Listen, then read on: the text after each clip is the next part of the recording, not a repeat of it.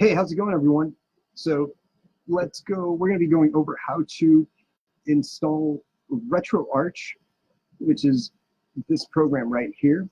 So you guys can essentially play any game that you want for free with, all you have to do is download some ROMs, and there's actually an array of different platforms and video game systems available to you here on RetroArch, so that you can play these either from a PC, a Mac, your Android device, iOS device, any Apple Mac, and you can download it on your Xbox, PS2, 3. So let's dive right in. Now you're gonna need a few things. Now the first thing you're gonna need is you need to download RetroArch. So open up a web browser, and I recommend Google, and just type in RetroArch and hit enter. Now, the first search result that pops up should be RetroArch. You want to click that right there, and you want to navigate over to downloads right here. So once you are in the downloads section, you want to scroll down, and you will see every different operating system that you can download this onto. So as you can see, there are quite a bit of different devices that you can download this emulation program onto. And we are going to be doing the installer 64-bit for Windows. So I'm going to download it. I'm not actually going to download it again. I've already downloaded the file. You can exit out of your browser. And just be sure that you download this file right here is what's going to download. And I always download these down to the desktop just so I know I can access it very quickly. And you're going to open this up. We are not going to be going over the step-by-step for the installation prompts. It's very easy to do. It's nothing more than clicking next a few times. It's very important, though, that if you are downloading this and you get this prompt saying RetroArch requires DirectX 9.0, that you click OK, and you will also download the DirectX files for RetroArch, which you will need to use this program. So the entire setup, like as I was saying, it's nothing more than clicking next a few times, and just make sure that you actually download RetroArch, agree to the terms, and just make sure that you download it somewhere that you can find that file quickly and that you're not gonna have trouble navigating to. So I like to download things over to the desktop. Once you download to the desktop, you can actually take this and just throw it in the trash, recycle it, empty it. You don't need it anymore. So let's actually get into RetroArch. So you're going to open this up, and let me go full screen here for you guys. So one thing I do want to mention is that you will also need some kind of gamepad controller, either a USB controller that's hardwired in, or a wireless controller. If you already own a PS4 or an Xbox 360 style controller, these are the two most used for RetroArch, just because typically they are automatically configured into the system, and you can start navigating and scrolling around the menu with the buttons on the controller and the gamepad. But any USB controller can be configured, or most can. For this tutorial, we're going to be using this gamepad right here, and this is our gamepad that we actually worked with Hansen in Shenzhen, China, and they were able to find a controller that we use for the Tesseract Retro Gaming Console, and the layout is actually very similar to a Xbox 360. These will instantly, for the most part, I have yet to use one that doesn't configure automatically onto RetroArch, but these will automatically be picked up as an Xbox 360. And the cool thing is that you don't have to, buy this controller and think that you can only use it for your PC or Mac or whatever. For RetroArch, you can actually use this for your PS3, Xbox 360, some Nintendo products, your Android TV, RetroPie setups. And it's wireless, uses a USB dongle, and it has great battery life. And again, we want to thank Hansen for working so closely with us and being able to find this amazing controller. It's really high quality, and the ergonomic design of it is amazing. So I have mine plugged in right now, and I'm going to open up RETROARCH. I'm going to go full screen, and the first thing I'm going to do is I'm going to go to Online Updater, and I'm using the keypad right now. Let's assume that my controller doesn't yet work. So now I'm going to navigate down to Online Updater. I am in Online Updater. Now I'm going to go to Update Core Info Files. I'm going to update the assets, and I'm going to update the joypad profiles. You can update everything if you want. It's really up to you.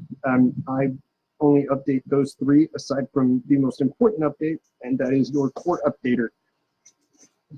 Now, when you hit Core Updater, just give it a second for it to download all the different updates. And okay, Core Updater is fully updated. So now these are all your cores, and your core is essentially your, it's another name for an emulator. And as you can see, there's tons of different systems that you can download an emulator for.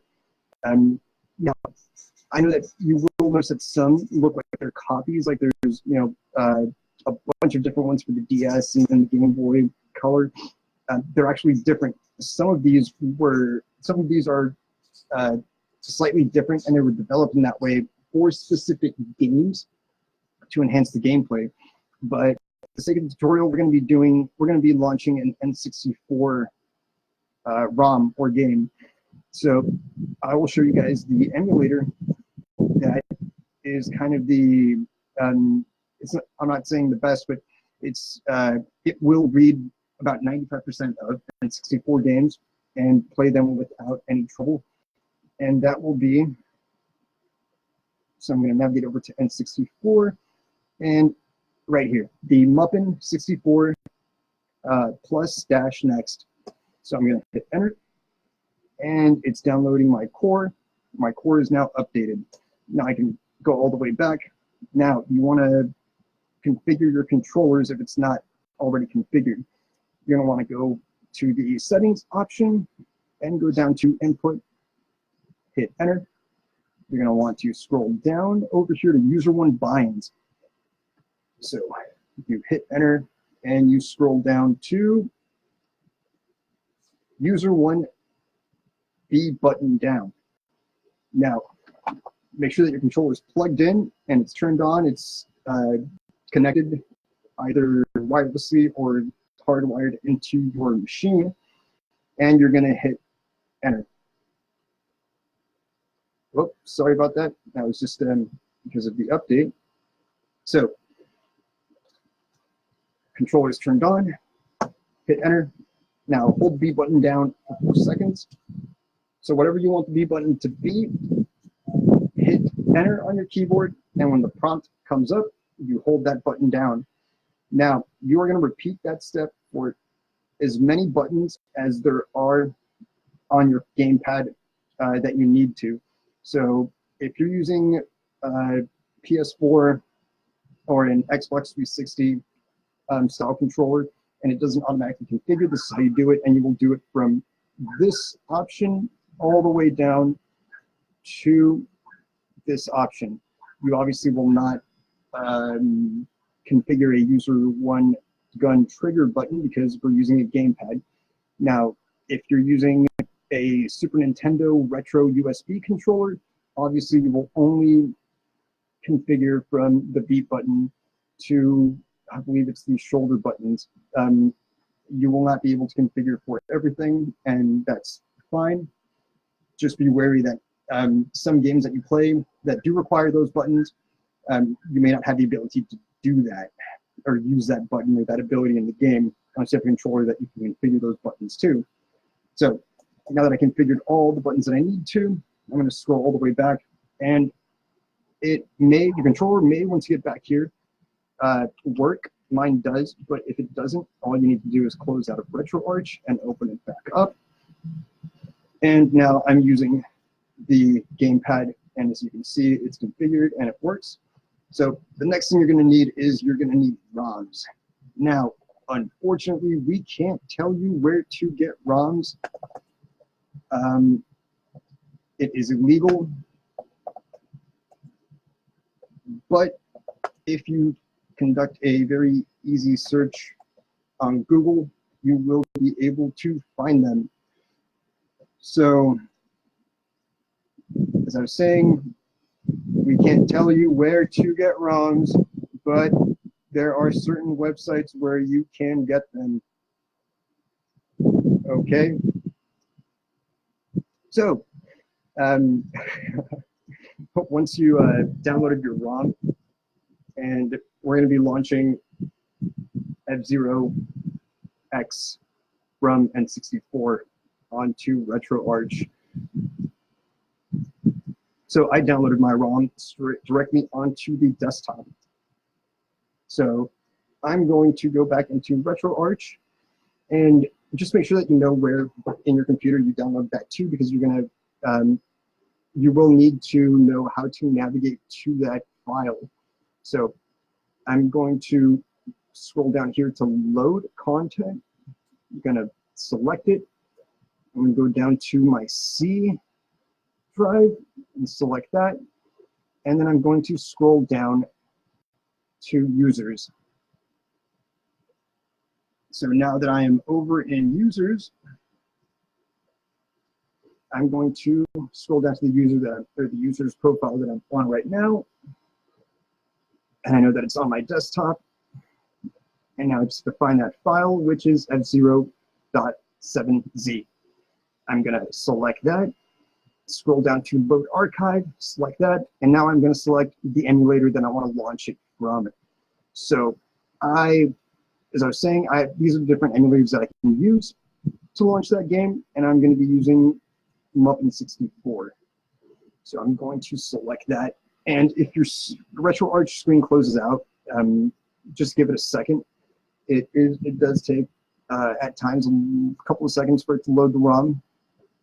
Sometimes it might just start playing it automatically, but as I was saying, just be patient. It will pop up, and as you can see, F-Zero X just started. So let's just show you guys some quick gameplay on it. Just one other thing to mention for this tutorial: if you are using an Xbox 360 controller or a PS4 controller, and not, say, for example, a N64 controller with a USB connection for your computer, but the buttons may be set up a little bit differently. But you will have, as long as you have buttons that are available for you to configure, you can configure those buttons and set them up so that you can have all those different abilities for the game. So that's really it, guys. That's how you essentially can play any game that you want for free using RETROARCH. If you guys like the video, please hit like, share, check out our YouTube channel for more tutorials, and be sure to visit our online store, the sgg.com. I will leave links in the description for you guys. That's everything for today, and we hope you guys have a great weekend. All right. See you guys next time.